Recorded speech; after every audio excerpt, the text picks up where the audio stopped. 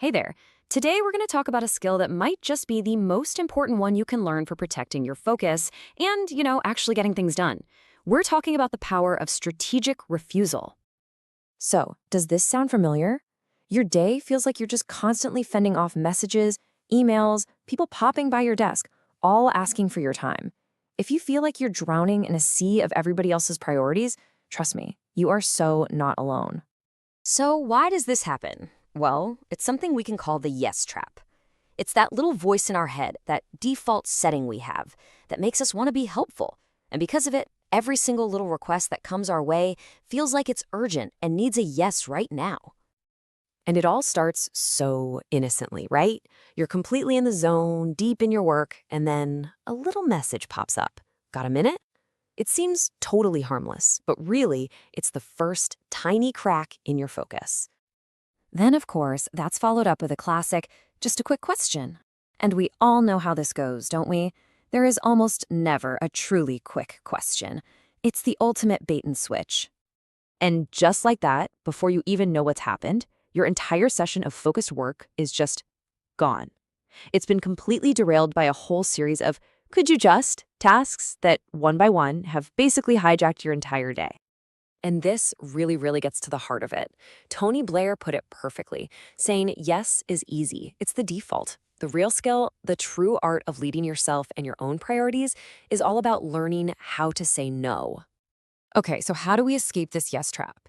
We have to actually build a new skill, a new discipline. And I want you to think of it as your new superpower, the discipline of refusal. Now, let's be really clear about what this means. Strategic refusal is not about being a jerk or being unhelpful. It's a conscious practice. It's about intentionally saying no to the distractions and the low priority stuff so you can protect your time for what actually matters. And really, when you think about it, it comes down to two totally different paths. On the left, you've got the default yes.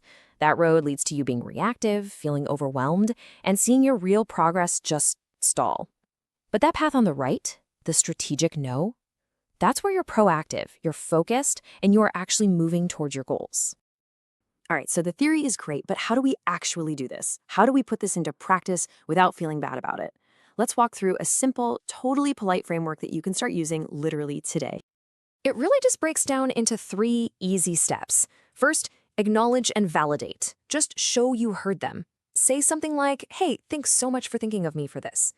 Step 2, state your no clearly. No need for a big story. Just, unfortunately, my plate is full right now and I can't take that on. And then step 3, and this is optional, offer an alternative. Maybe you can suggest someone else who could help or point them to a resource. Easy as that.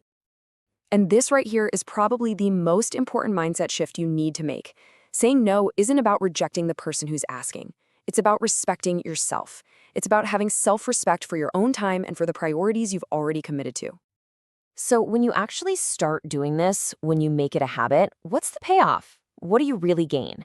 Well, the rewards are so much bigger than just getting more items checked off a list. We are talking about the incredible power of real, deep focus.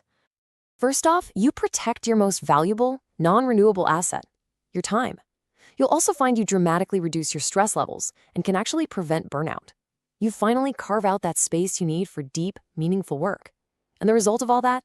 You accelerate progress on the goals that are truly going to move the needle in your life. And all of this leads to one super powerful number, 100%. That's the level of focus, the level of commitment you can give to your most important task when you've said no to everything else trying to steal your attention. It's the difference between being spread thin and being powerfully effective. So as we wrap this up, I want to leave you with a direct call to action, a challenge. Take a good look at your to-do list or think about your day tomorrow and just decide, what is the very first thing you are going to say no to? Make that choice.